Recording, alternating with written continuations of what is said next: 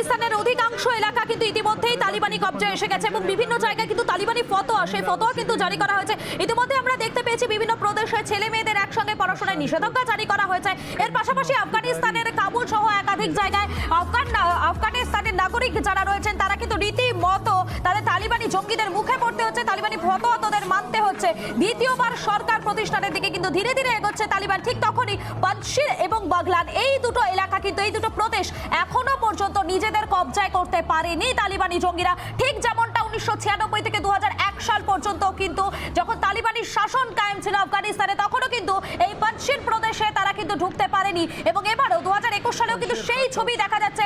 রীতিমতো কিন্তু এই পাঞ্জশিরে ঢুকতে বেগ পেতে হচ্ছে তালিবানি জঙ্গিদের, সেই ছবি কিন্তু আপনারা দেখতে পাচ্ছেন।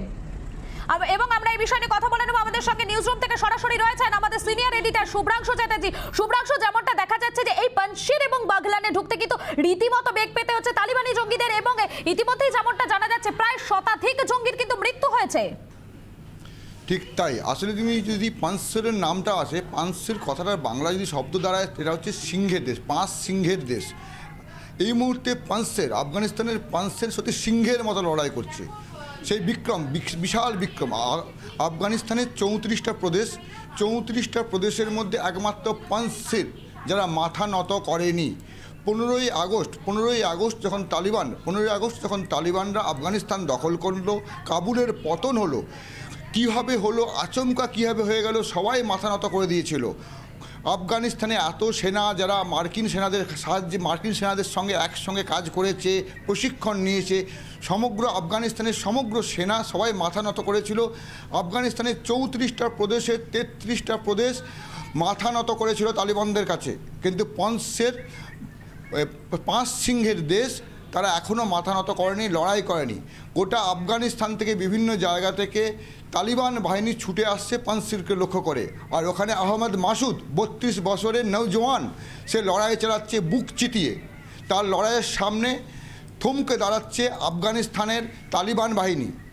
আজকে সকালে কিছুক্ষণ আগেই বিপুল বিস্ফোরণ হয়েছে, প্রায় 300 জনের মতো তালিবান জঙ্গি মারা গেছে বলে আফগানিস্তানের যে পাঞ্জশিরের যে সেনা সূত্র থেকে খবর পাওয়া যাচ্ছে। প্রায় 300 জনের মতন তালিবান মারা গেছে।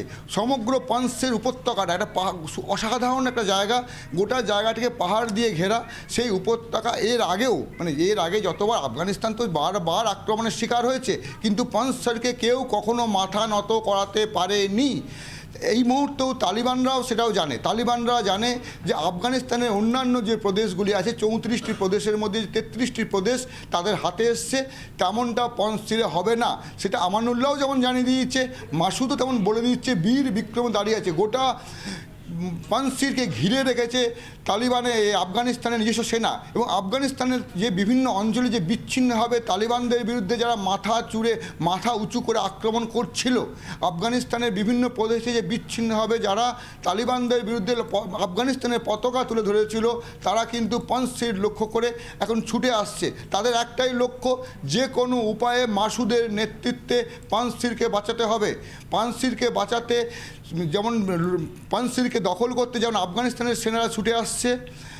গতকাল রাত্রে আমরা দেখেছি কীভাবে আফগানিস্তানের যারা নতুন যে ইসলামিক আফগানিস্তান যাকে বলা হচ্ছে ইসলামিক আফগানিস্তান, সেই আফগানিস্তানের তালিবান বাহিনী যেভাবে ছুটে আসছে পাঞ্জশিরকে লক্ষ্য করতে, ঠিক তেমনভাবেই আফগানিস্তানের বিভিন্ন প্রান্ত থেকে মাসুদের বাহিনীকে পাঞ্জশিরকে রক্ষা করতে, তালিবানদের সঙ্গে যুদ্ধ করতে ছুটে আসছে। আফগানিস্তানের আগেকার যে বাহিনী যারা মনে করে যে তালিবান আফগানিস্তানের শাসক হতে পারে না, নর্দার্ন অ্যালায়েন্স লড়াই করতে চাইছে আফগানিস্তানের বাহিনীর সঙ্গে, এদের বাহিনীর সঙ্গে, হাক্কানি নেটওয়ার্কের সঙ্গে, এদের সঙ্গে যে লড়াই করতে চাইছে, তুমুল লড়াই হচ্ছে এই মুহূর্তে। প্রতিটা মুহূর্তে পাঞ্জশিরের মতো শান্ত উপত্যকা এখন রক্তাক্ত। একের পর এক বিস্ফোরণ ঘটছে, একের পর এক মৃত্যুর সংবাদ আসছে। চূড়ান্ত কঠিন অবস্থা ওই অঞ্চলটি। ঠিক এর মধ্যে থেকেই একের পর একভাবে বিমানে করে অবতরণ চলছে। আজকে সকালেই 146 জন ভারতীয়কে ফিরিয়ে আনা হয়েছে আমাদের দেশে, ভারতবর্ষে। এবং সেই আমেরিকাও, জন বাইডেনও বলছেন যে আমরা তুলে আনছি, ইউএনও তুলে এনেছে, ন্যাটো সদস্যের যে ন্যাটোর যে দেশগুলি আছে তাদের যে দেশের যে নাগরিক যারা আফগানিস্তানে গিয়েছিলেন তাদেরকে তুলে আনা হচ্ছে।